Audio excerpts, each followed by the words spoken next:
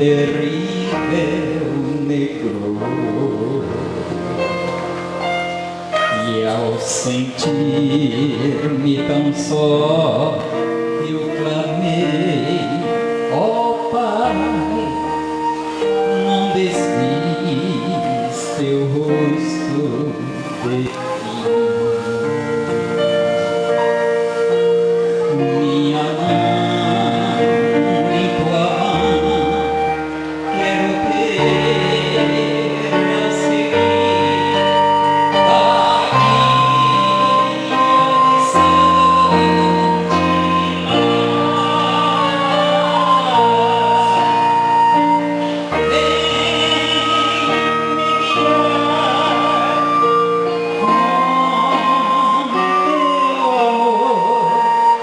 sempre junto de ti, Senhor.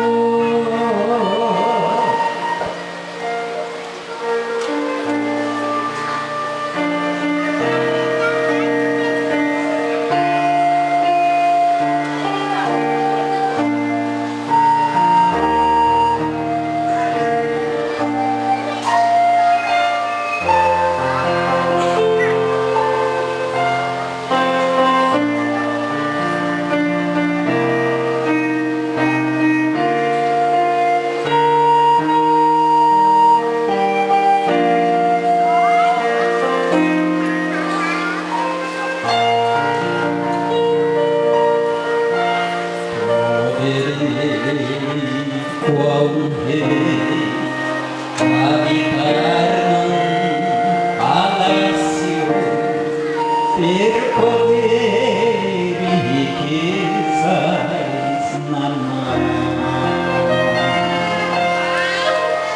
mas triste serei se estiver a sós, em angústia e cruel solidão.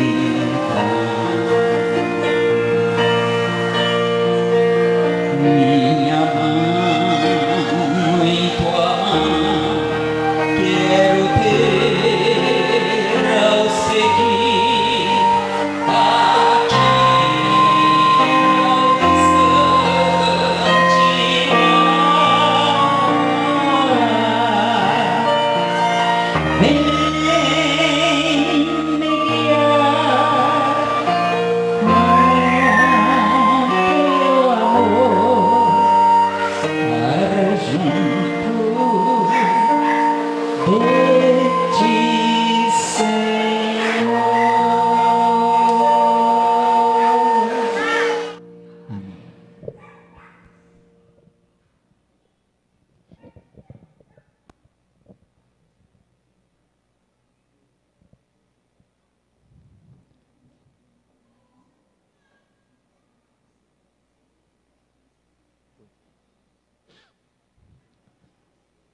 Feliz sábado a todos os irmãos, aos nossos queridos visitantes. Que Deus esteja derramando as suas bênçãos sobre todos nós nesta manhã. Que possamos compreender a sua palavra e que a sua palavra possa mudar os nossos corações. Que o Evangelho de Jesus possa estar mudando as nossas vidas e nos preparando para sermos cidadãos do reino celestial. Hoje é um sábado de publicações. A irmã Grumic nos pediu para falarmos para a igreja nesta manhã. Eu fiquei pensando no que falar sobre publicações. Eu sou muito difícil de preparar um assunto encomendado. Sou muito difícil. A Márcia viu que eu peguei uma pilha de livros lá em casa, fiquei lendo aquela, olhando para aquela pilha, desisti, peguei outra, e ontem à noite eu desisti de tudo que tinha pensado. Eu fiquei com o verso inicial. O verso inicial eu não mudei. Nós vamos ler o livro de Apocalipse. E a princípio eu tinha dito: olha, Márcia, o assunto que nós vamos falar vai ser vou fazer uma coleção de pensamentos da nossa literatura e vou ler esses pensamentos. Depois desisti de ler essa porção de pensamentos. E agora, o verso que me chamou para a Bíblia e que esse verso nós não mudamos, Apocalipse capítulo 1, verso 3. Bem-aventurados aqueles que leem e aqueles que ouvem as palavras da profecia e guardam as coisas nela escritas, pois o tempo está próximo. Essa palavra, os que leem, é o que me chamou a atenção. Eu acho que é próprio nós falarmos sobre isso, sobre a importância da leitura na nossa vida. Eu, quando vi essa passagem falando os que leem, eu fui procurar os comentários, e lá nos comentários eu encontrei que essa leitura aqui não era uma leitura reservada, em silêncio, de meditação. Aqui é a leitura em público e em voz alta, porque nos dias em que a Bíblia foi escrita, que o livro do Apocalipse foi escrito, a maioria das pessoas não sabia ler. Muitos não sabiam ler e muitos não sabiam escrever também. Então, de maneira que a igreja, quando se reunia, aquele que sabia ler, ele lia em voz alta para que os outros pudessem ser beneficiados pelas palavras da profecia. Então, a importância, aqui quando ele diz bem-aventurados, essa palavra bem-aventurado, ela pode ser traduzida como abençoado, ou como felizes aqueles que leem, aqueles que têm a oportunidade de ler a palavra de Deus, aqueles que têm a oportunidade de ler, mas não somente os que leem, mas os que ouvem. Aqui no Brasil, em 2012, foi dito que nós ainda temos cerca de quase 9% de analfabetos, pessoas que não sabem ler. Em muitos anos aqui no Rio de Janeiro, eu acho que eu só consegui visualizar uma pessoa que não sabia ler. Foi um rapaz que estava na fila do banco e ele não tinha condição de assinar, ele botou a marca dele. É muito raro nós termos uma pessoa que não saiba ler, que não esteja alfabetizada aqui nos grandes centros. Mas no Brasil nós temos cerca de 13 milhões, não é isso? De pessoas que não sabem ler. Portanto, quando esta palavra foi escrita, ela dizia respeito às pessoas que não somente leem, mas às pessoas que ouvem. Ouvir não é necessariamente com o ouvido, não é isso? Ouvir pode ser de diversas maneiras. Hoje nós temos condição de carregar a palavra de Deus em diversos idiomas. Muitos idiomas a palavra de Deus está traduzida. E mais recentemente a gente teve a oportunidade de começar a observar as pessoas que vinham pregar na igreja e que nem a Bíblia traziam um aparelhinho que bota aqui, e ali dentro daquele aparelhinho está toda a Bíblia. Então, a tecnologia, ela tem facilitado muito. Da mesma maneira que nós temos a Bíblia num celular, não é isso? As pessoas podem, a qualquer momento, estar carregando nos seus celulares a Bíblia, estudando a palavra de Deus. Felizes são aqueles que leem a palavra de Deus, que estudam a palavra de Deus. Felizes são aqueles que ouvem. Essa palavra ouvir também não tem esse sentido tão simples que nós estamos falando. Ouvir a palavra de Deus é estar disposto a atender. Ouvir é estar disposto a atender. No Evangelho de Lucas, capítulo 11, verso 28, Jesus disse assim, alguém virou-se para Jesus e disse assim, bem-aventurados os seios que te amamentaram. Jesus virou-se para essa pessoa e disse, antes bem-aventurados são os que ouvem a palavra de Deus e a aguardam. A palavra de Deus. Ler, ouvir, guardar. A Igreja Adventista, ela tem um departamento de publicações, funciona em várias partes do mundo as suas casas publicadoras. E hoje nós temos condição de colocar,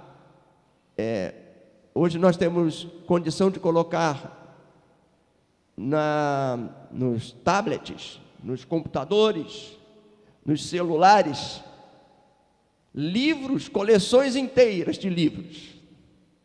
Aqui a nossa casa publicadora, ela já está vendendo esses livros digitais. Você baixa e tem disponível na sua mão também, não só a Bíblia, mas você tem disponível também as publicações, o braço da igreja. Nós distribuímos aí esses livros.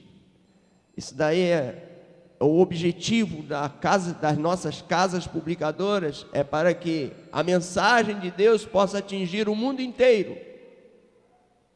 Quando você pega um livro desse, que não custa R$1, ele custa mais do que R$1, mas ele teve a doação dos que trabalharam, os obreiros da casa publicadora, que não cobraram pelo seu serviço. Cada uma esfera da nossa obra, ela abriu mão, fez algum sacrifício, para que essa literatura pudesse estar chegando a nós pelo valor de R$1. As publicações, os livros, eles trazem a palavra de Deus, eles trazem o ensinamento e eles proporcionam a que as pessoas efetivamente possam entender e possam se decidir. É importante nós conhecermos os ensinos das Sagradas Escrituras e é importante nós praticarmos aquilo que nós vemos, aquilo que nós aprendemos. É importante que os filhos de Deus se atualizem e estejam sempre procurando se habilitar para fazer a boa obra. A tecnologia está aí, mas essa tecnologia está sendo usada para o mal. A tecnologia tem que ser usada para o bem. Todos os avanços tecnológicos, eles têm que ser usados pelos filhos de Deus para a pregação do Evangelho, para terminar a obra da evangelização. Para isso nós precisamos deixar de ser analfabetos digitais. Analfabetismo digital é a nova. A maioria das pessoas agora precisam se familiarizar com os computadores, com a linguagem dos computadores, com os softwares que estão sendo desenvolvidos para também pregar o Evangelho. Pensando nessas palavras de ler, ouvir e guardar, eu me dispus então a fazer uma longa leitura com os irmãos. E é bom que hoje nós estamos com bastante tempo para falarmos. Esse livro, quero que vocês abram as suas Bíblias no livro do Apocalipse. O livro do Apocalipse, eu gostaria de ler esses 3 primeiros capítulos, pulando alguns versos, mas gostaria de ler com os irmãos, porque esses capítulos, eles são importantes, que trazem mensagens significativas para o homem moderno. Trazem mensagens que vêm a nos despertar e a mexer com o nosso coração e nos preparar. Porque a maldade, ela vai passando de geração em geração. Os tropeços, os sofismas, os enganos, as mentiras, as maldades, elas vão passando de geração em geração. E nós vivemos mergulhados nessas coisas. Então, quando nós pegamos a palavra de Deus e nós lemos qual foi a mensagem de Deus para pessoas lá do primeiro século, dali nós podemos entender as mentiras e as coisas que estão hoje aqui. Qual foi o conselho de Deus para as igrejas lá do primeiro século?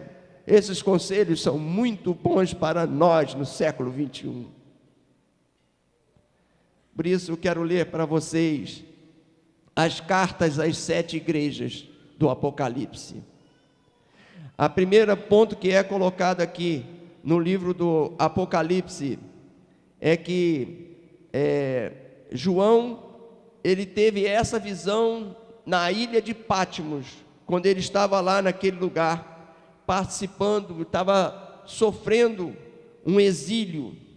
E ele diz no verso 9: eu, João, irmão vosso e companheiro na tribulação, no reino e na perseverança em Jesus, achei-me na ilha chamada Patmos, por causa de quê? Palavra de Deus. E por causa de que mais? Testemunho de Jesus. A palavra de Deus, nenhum de nós tem dúvida de a que ele estava se referindo. A palavra de Deus para João eram os escritos dos profetas, eram os escritos do Antigo Testamento. Isso era a palavra de Deus. Ele estava ali por causa da palavra de Deus. Estava ali sofrendo perseguição por causa da palavra de Deus. E o testemunho de Jesus? O testemunho de Jesus era o que eles estavam escrevendo, eram os evangelhos, era o Novo Testamento. Quando João escreveu isso aqui, Paulo já tinha até morrido. As cartas de Paulo já tinham sido escritas. João, quando ele fala às igrejas do Novo Testamento, as igrejas da Ásia, ele está falando, ele dá esse testemunho dele, de que ele estava ali sofrendo como eles sofriam, por causa da palavra de Deus, e por causa do testemunho de Jesus, por causa dessa palavra que está aqui completa nas nossas mãos. Essa é a palavra que levou João a estar ali exilado em Patmos, a palavra profética. E quando ele estava lá naquele lugar, ele diz no verso 10 que ele se achou em espírito no dia do Senhor e ouviu por detrás dele uma grande voz como de trombeta, dizendo: o que vês, escreve em livro e manda às 7 igrejas. E são escolhidas 7 igrejas: Éfeso, Esmirna, Pérgamo, Tiatira, Sardes, Filadélfia e Laodiceia. Essas 7 igrejas. O dom de profecia vem a João. O Espírito de Deus toma posse de João e ele em visão recebe essa ordem: você vai ter uma visão e você vai escrever para essas igrejas. Escreva em livro e manda para essas igrejas. Então, ele se voltou para ver quem falava com ele, e voltado ele viu 7 candeeiros de ouro, e no meio dos candeeiros um semelhante ao Filho do Homem, com vestes talares e cingido à altura do peito com uma cinta de ouro. A sua cabeça e cabelos eram brancos como a alva lã, como neve, os olhos como chama de fogo. Os pés semelhante ao bronze polido como refinado numa fornalha, a voz como voz de muitas águas. E tinha na mão direita 7 estrelas, e da boca saía-lhe uma afiada espada de 2 gumes. O seu rosto brilhava como o sol na sua força. João tem essa visão maravilhosa. Ele vê aqui quando diz como filho de homem, é como um descendente de um homem, um ser humano. É isso que ele está dizendo. Mas ele está, na verdade, a visão que ele tem é do Filho de Deus. Ele tem a visão de Jesus, lá entre os candelabros, os candeeiros. Jesus andando por entre os candeeiros e está em suas mãos com 7 estrelas. A descrição de Jesus, a impressão que causa na mente de João. João, ele fica atemorizado com aquela visão e ele cai aos pés de Jesus, aos pés. Mas o anjo o toma pela mão dizendo: não temas, é o próprio Senhor, não temas, eu sou o primeiro e o último, e aquele que vive. Estive morto, mas eis que estou vivo pelos séculos dos séculos e tenho as chaves da morte e do inferno.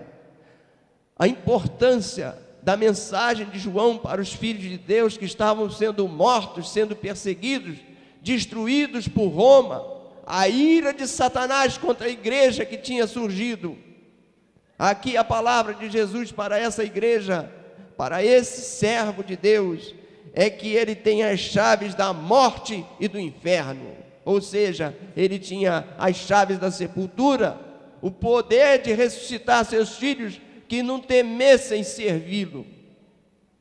E ele manda que escrevesse as coisas que viu, as que ainda iriam acontecer depois daquelas. E quanto ao mistério das 7 estrelas, que visto na minha mão direita e aos 7 candeeiros de ouro, aí ele diz exatamente o que são. As 7 estrelas são os anjos das 7 igrejas, e os 7 candeeiros são as 7 igrejas. A visão de João é de que naquelas 7 igrejas que Jesus andava por entre elas, era de que a igreja de Deus parecia abandonada e à mercê das forças satânicas, da perseguição, da destruição. Mas a João é dada a garantia de que Jesus está cuidando do seu povo,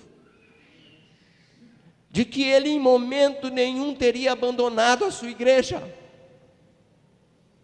Como Satanás poderia estar colocando no coração das pessoas com essa impressão, dando essa impressão de abandono.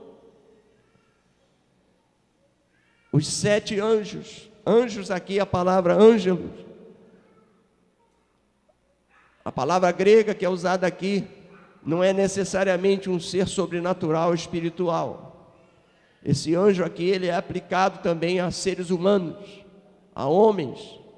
A expressão aqui é mensageiros. Aqui está falando que estão nas mãos de Deus.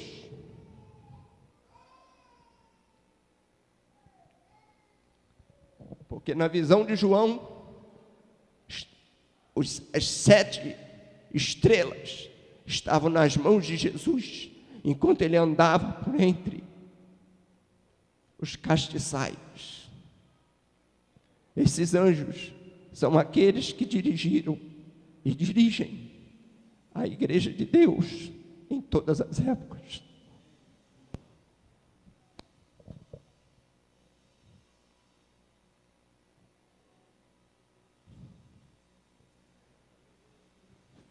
Finalmente, no capítulo 2, o apóstolo começa a escrever as cartas às igrejas.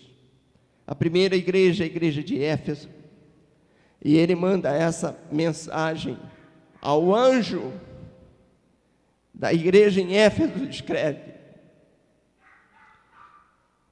estas coisas diz aquele que conserva na mão direita as 7 estrelas e que anda no meio dos 7 candeeiros de ouro. A palavra que é dirigida à primeira igreja é que quem está falando é aquele que sustenta a igreja, aquele que dirige a igreja. Essa igreja precisava ouvir isso, porque ela estava sendo maltratada. A palavra, a igreja que foi escolhida, a igreja de Éfeso, ela foi escolhida porque o nome Éfeso significa desejável. Essa era a igreja desejável, foi a igreja que Jesus instituiu. As 7 igrejas, elas não só existiram fisicamente, de fato, essas cidades, essas igrejas existiram.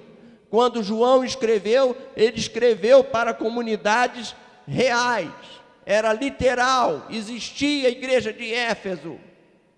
E as mensagens que são dirigidas à igreja de Éfeso, naquela localidade, são as mensagens que eles precisavam ouvir. Uma carta chegou para eles verem. Mas essa mensagem também, ela era uma mensagem profética que iria se projetar nas fases da igreja de Deus. A igreja de Éfeso, portanto, ela representava o primeiro período da igreja cristã, que foi do ano 31, quando Jesus fundou, até o ano 100 da nossa era, quando morreu a última testemunha, João, o autor, o que escreveu esse livro. Ali encerrava-se o período da igreja apostólica, a igreja desejável. Por que ela era desejável? Aqui Jesus diz para essa igreja porque que ela era desejável. Conheço as tuas obras, tanto o teu labor como a tua perseverança, e que não podes suportar aos homens maus, e que puseste à prova os que a si mesmos se declararam apóstolos e não são, e os achastes mentirosos. Quando você lê o livro de Atos, você sabe de que Jesus está falando. Uma igreja que resistiu. Quando você lê as epístolas de Paulo, você sabe de que Jesus está falando. Paulo mesmo escreveu aos Efésios. Você lê as cartas de Paulo, a carta de Paulo aos Efésios, no capítulo 5, versos 6 e 7, Paulo faz as recomendações para que se resistissem aos homens maus, aos falsos pastores, aqueles que viessem trazendo qualquer evangelho diferente daquele que ele tinha pregado. A igreja apostólica, ela resistiu ao engano, às mentiras, à corrupção, ela resistiu. E aqui ele fala: e tens perseverança e suportaste prova por causa do meu nome e não te deixaste esmorecer. O verso 3. O verso 4: tenho, porém, contra ti que abandonaste o teu primeiro amor. Lembra-te, pois, de onde caíste, arrepende-te e volta à prática das primeiras obras, e se não, venho a ti e moverei do seu lugar o teu candeeiro, caso não te arrependas. Tens, contudo, a teu favor que odeia as obras dos nicolaítas, as quais eu também odeio. Quem tem ouvidos, ouça o que o Espírito diz às igrejas. Ao vencedor, dar-lhe-ei que se alimente da árvore da vida que se encontra no paraíso de Deus. Primeiro, amor. O amor é a base do universo. A igreja apostólica, movida pelo Espírito de Deus, ela vendeu todos os seus bens, distribuiu as pessoas ricas que se converteram, elas sustentaram os pobres nas perseguições. Não tinha, tudo era comum, todos entregavam aos pés dos apóstolos, e assim a igreja progrediu, assim a igreja pôde sair, as viagens que fizeram, as fugas que tiveram que empreender, sair de uma cidade e ir para outros lugares, porque estavam sendo perseguidos. Tudo isso foi sustentado pelo amor, pelo desprendimento. Todos estavam ali unidos com um só coração e um só propósito. Aqui a testemunha fiel diz que perdeste o teu primeiro amor. O amor é base de tudo, meus irmãos. Todo serviço na nossa vida, ele é baseado no amor. Aquele serviço que não é baseado no amor, ele é um serviço infrutífero. Qualquer um que semeia espinho, ele vai ter problemas, vai espetar as suas mãos, mas aquele que pela graça de Deus, ele sai semeando as boas novas, esse não vai colher maus frutos. Os resultados serão benéficos em sua vida. Nunca é demais semear o amor, amar ao próximo e ajudar aqueles que necessitam. E esse é um problema que a igreja apostólica, ao final dela, ela começou a necessitar dessa observação de Jesus. Volta ao ponto em que você se desviou. Mas essa carta foi específica para a igreja de Éfeso. Éfeso precisava ouvir isso, e para eles foi dito. Lá em Éfeso também tinha um problema de adoração de árvores. Algumas árvores, elas eram colocadas lá como deuses. E aqui, no final, é colocado isso: ao vencedor dar-lhe-ei que se alimente da árvore da vida que se encontra no paraíso de Deus. As dificuldades, os enganos, Deus lembra a igreja do resultado, a recompensa final, são promessas. O Senhor adverte o seu povo e o Senhor promete. Prestem atenção nisso. O Senhor adverte o seu povo que está precisando de repreensão. Quem precisa de repreensão vai receber a repreensão.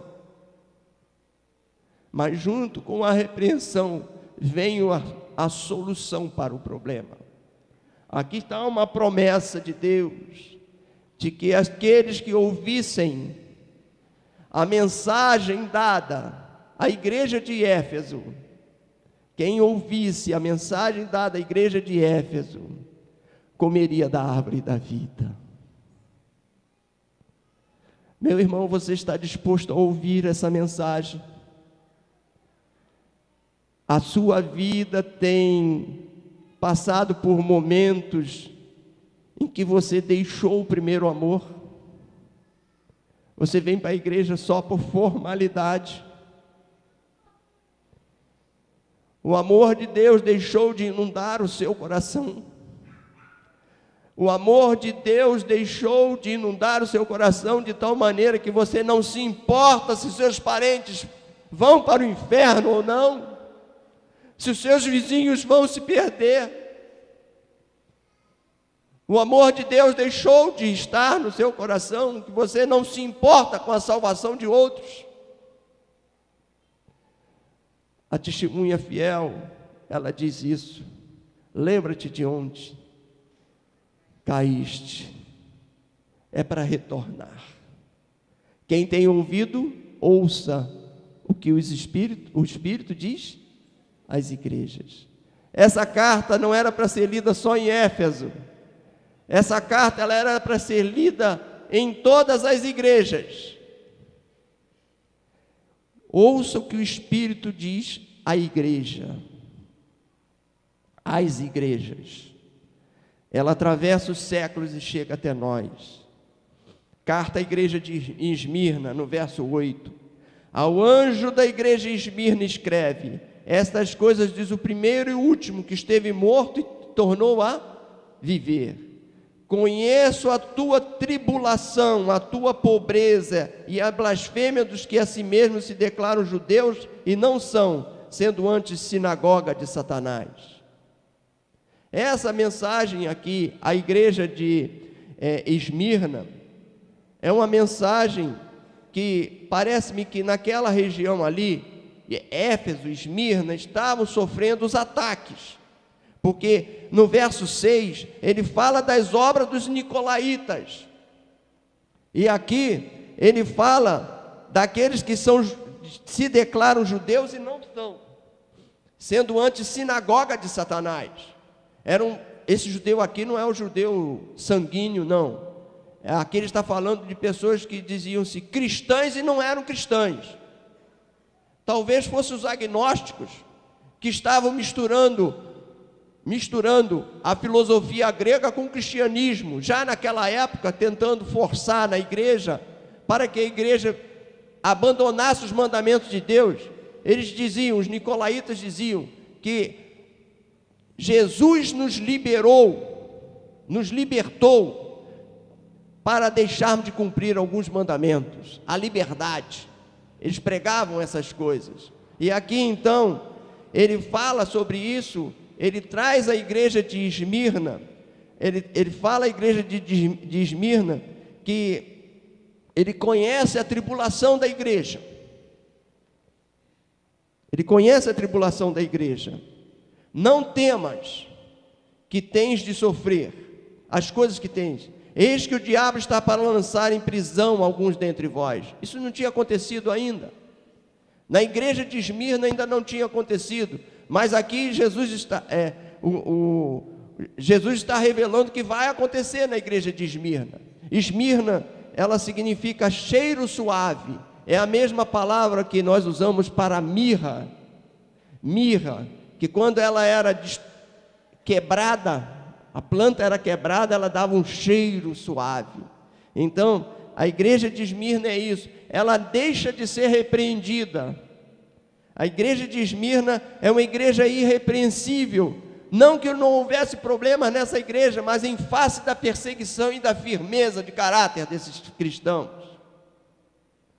A igreja de Deus, os filhos de Deus em todas as épocas passam por situações, por dificuldades, por perseguição por causa da justiça, e deve se manter firme ao lado de Deus, porque na crise, na perseguição, Deus não vai trazer repreensão, Deus vai estar ao seu lado e vai te ajudar. Essa é a palavra que é dada à igreja de Esmirna.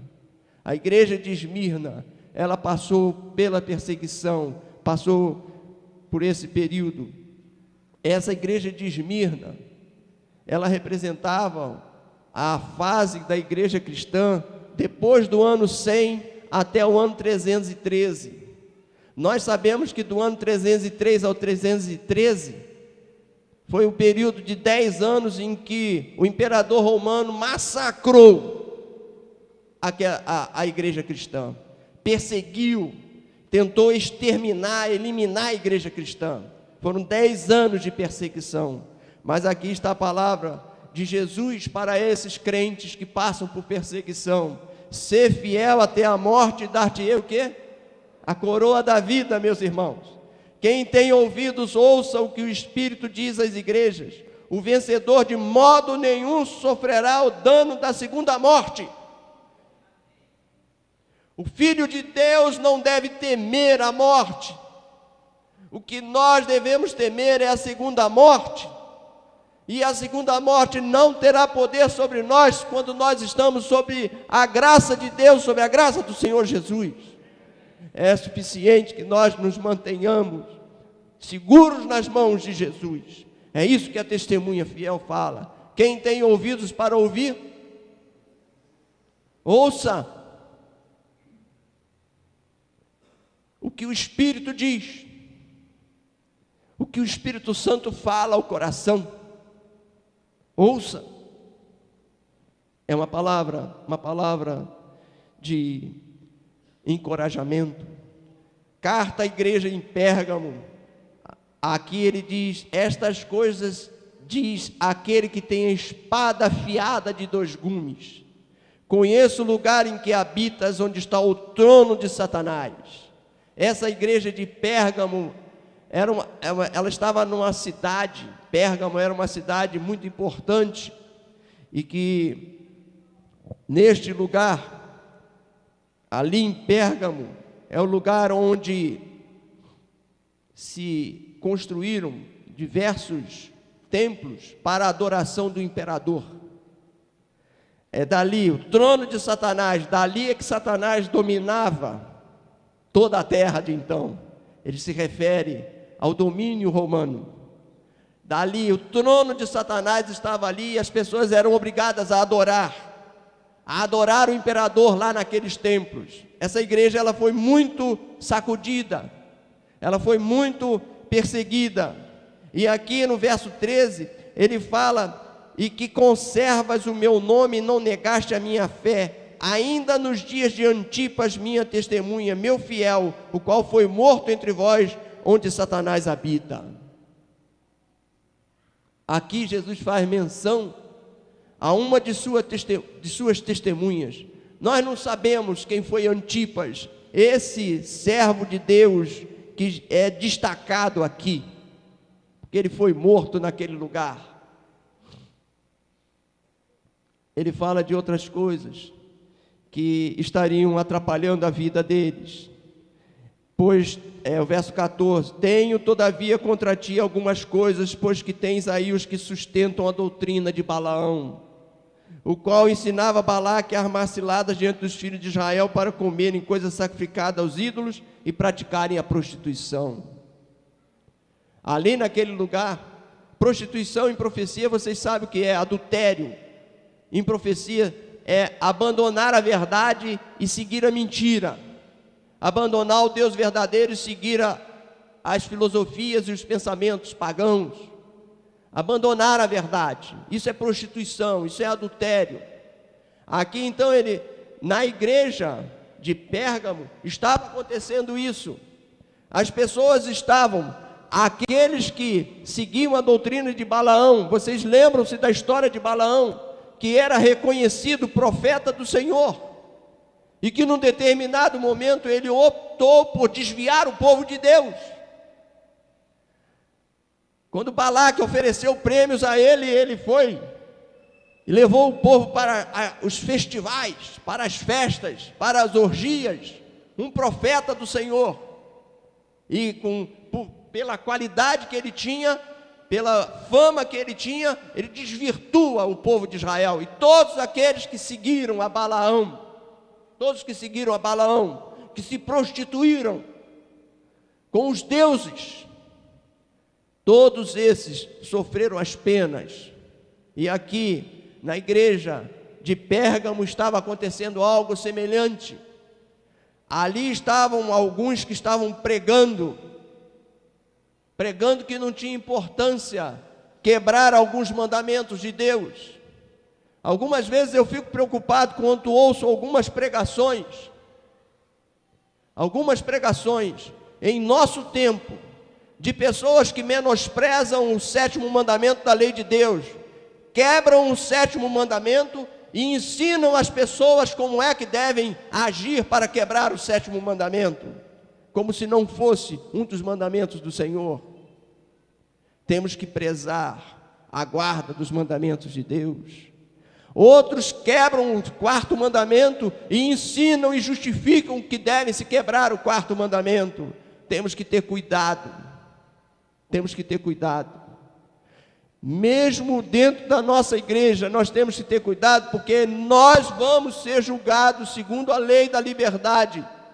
Ninguém vai ser julgado por Deus como uma igreja ou como uma comunidade.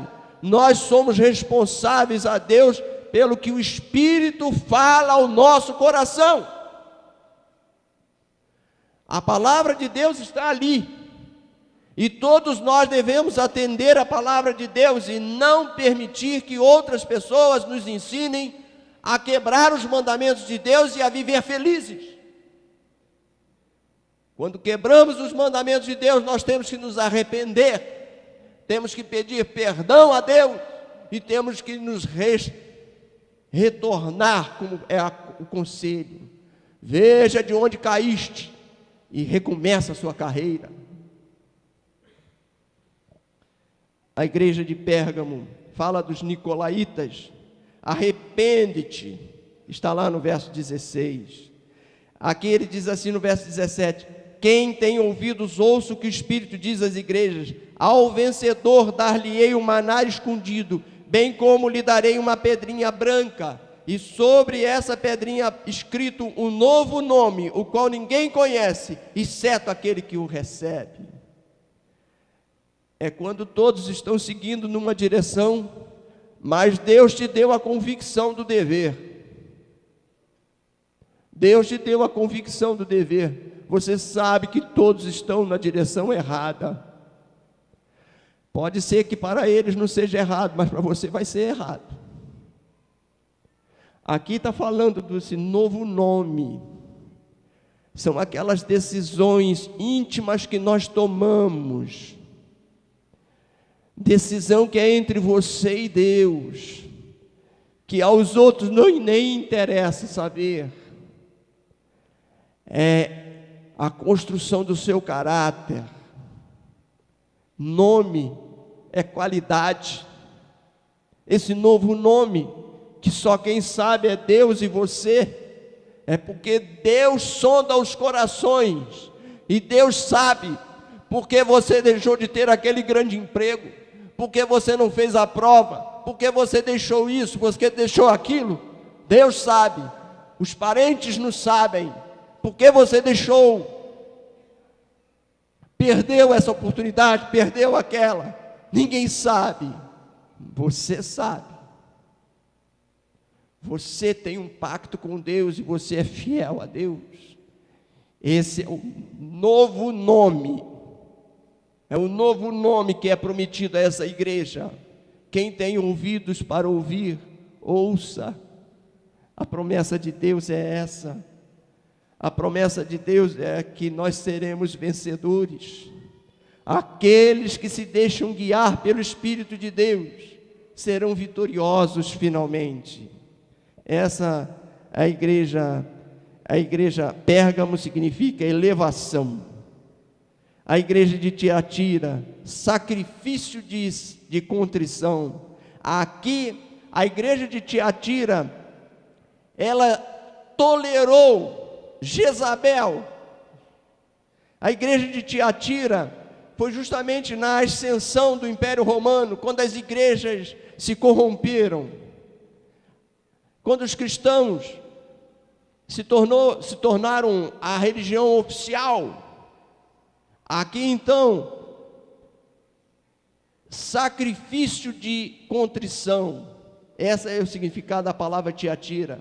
Mas aqui ele diz: toleraste que essa mulher Jezabel, que a si mesma se declara profetiza. Mulher em profecia significa o quê? Igreja. Então, a igreja de Deus tolerou uma pregação, tolerou que alguém estivesse ensinando como se fosse uma profetisa, e não denunciou as mentiras. Esse período foi o período de silêncio, em que foram massacrados os filhos de Deus. E aqui diz: mas ainda seduz os meus servos a praticarem a prostituição e a comerem coisas sacrificadas aos ídolos. Irmãos, aqui fala da mesma situação que estaria se colocando, mas aqui mostra que Deus estaria intervindo mesmo contra essa Jezabel. Aqui diz que matarei os seus filhos e todas as igrejas conhecerão que eu sou aquele que sonda mentes e corações. Eu não sei como se cumpriu essa palavra em relação àquela igreja de Tiatira em si, mas essa palavra, no período que ela representava, ela se cumpriu com a peste negra. Foram 3 séculos de morte. Morreram muitos, porque a Europa tinha rejeitado a mensagem de Deus, rejeitava dentro da própria igreja católica romana. Quando se levantava alguém para reformar a igreja, era sufocado e a Europa não aceitava. Por muitas vezes se levantaram sacerdotes, testemunhas dentro da igreja, e eles não aceitavam. Finalmente, Deus teve que intervir, e ali durante 3 séculos morreram milhares, milhões de pessoas.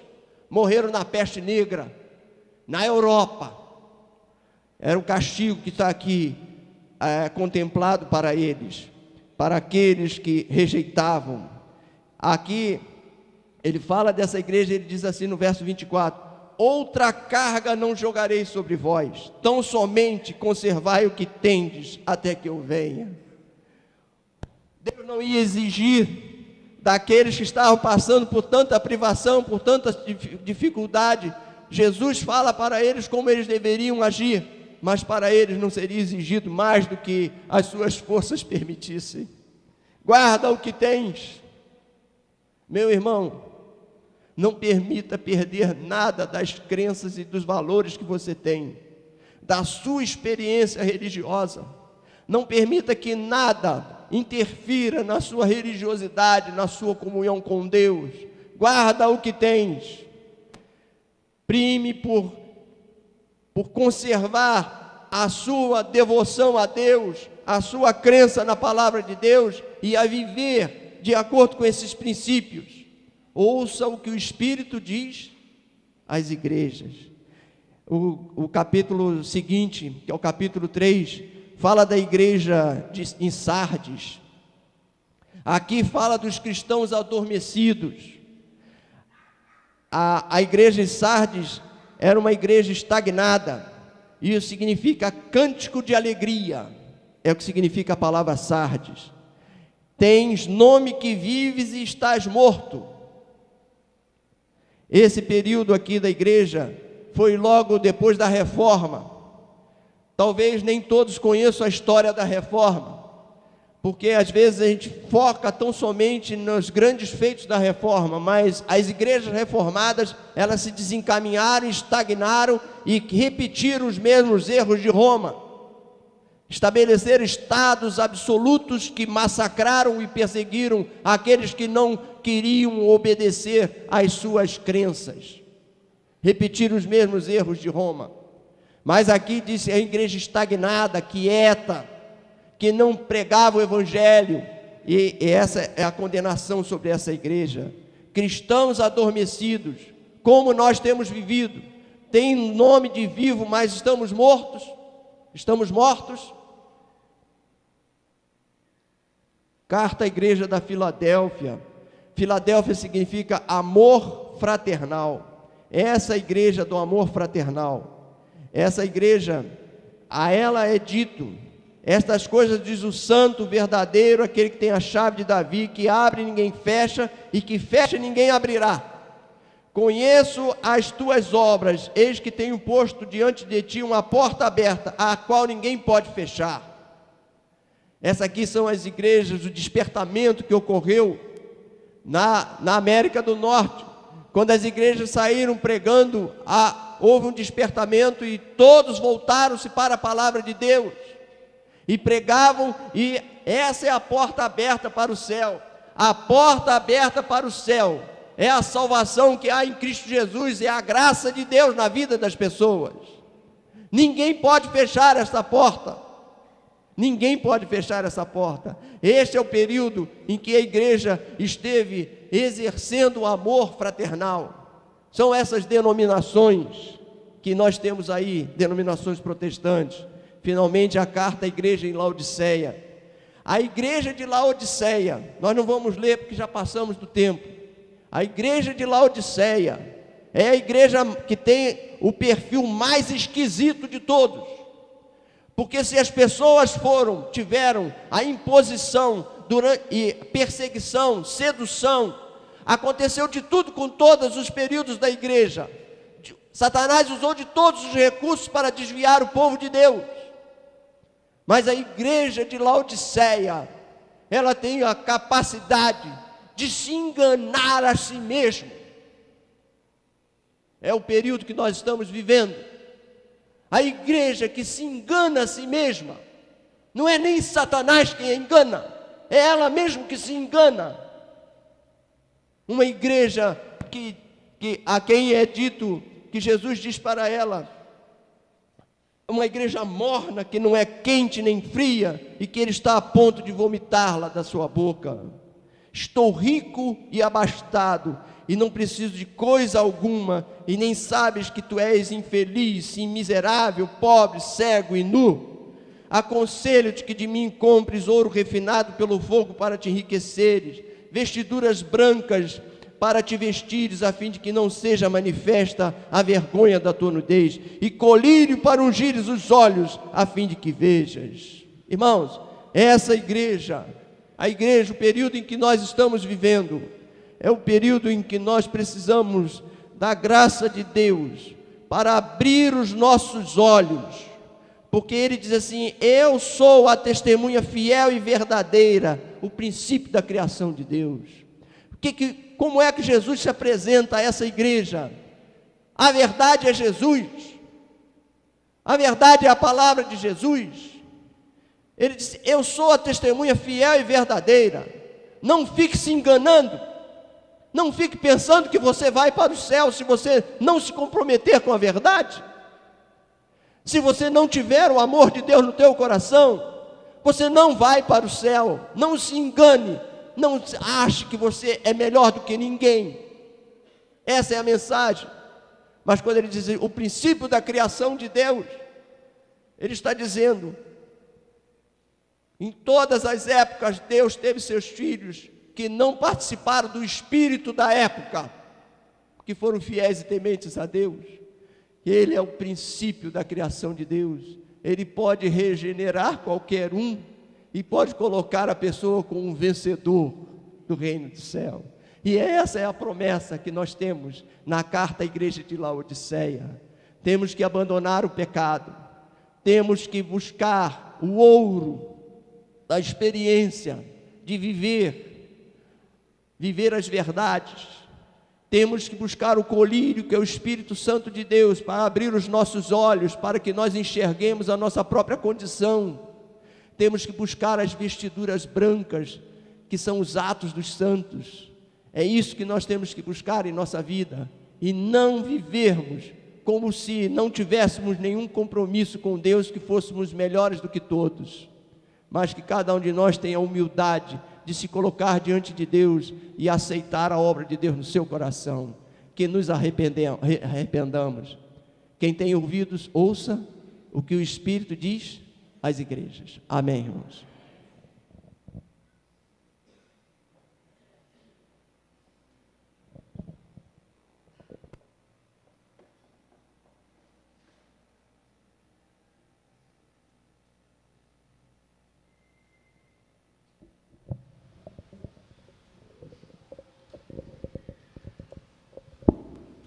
Para concluirmos os trabalhos de hoje, depois de uma mensagem tão importante para a igreja, nós vamos cantar o hino de número 152. 152. Vencendo, vem Jesus. Vamos ficar em pé.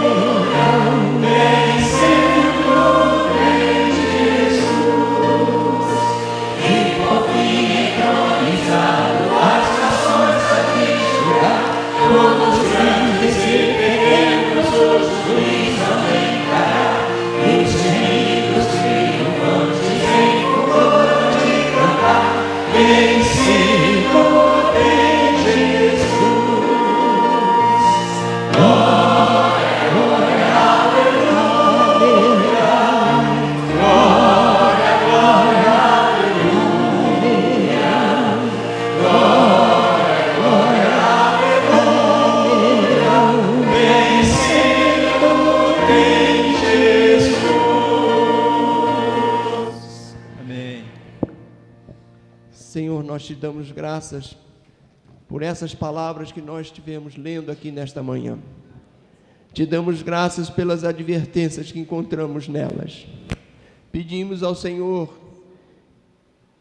que mude os nossos corações, que aqueles pontos em que temos errado com o Senhor, que possam ser corrigidos em nossas vidas.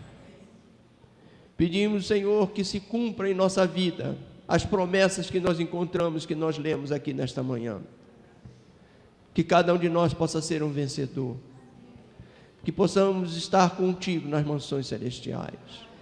Nós te pedimos e nós te agradecemos pelos méritos do Senhor Jesus. Amém. Nós gostaríamos de contar com a presença dos irmãos por no máximo 5 minutos, para que a secretária apresente à igreja um relatório que a comissão da igreja recomenda.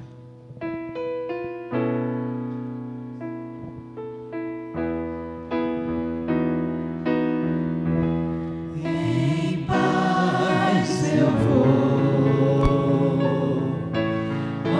ouvir a voz de Deus. Em paz eu vou. Estou feliz, achei abrigo em sua casa. Em paz estou com meu Jesus.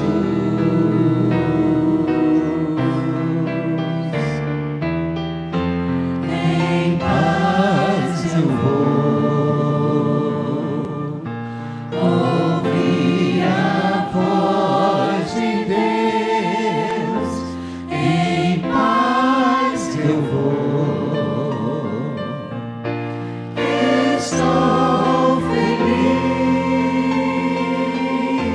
achei abrigo em sua casa. Em paz estou com meu Jesus. Achei abrigo em sua casa. Em paz estou com meu Jesus.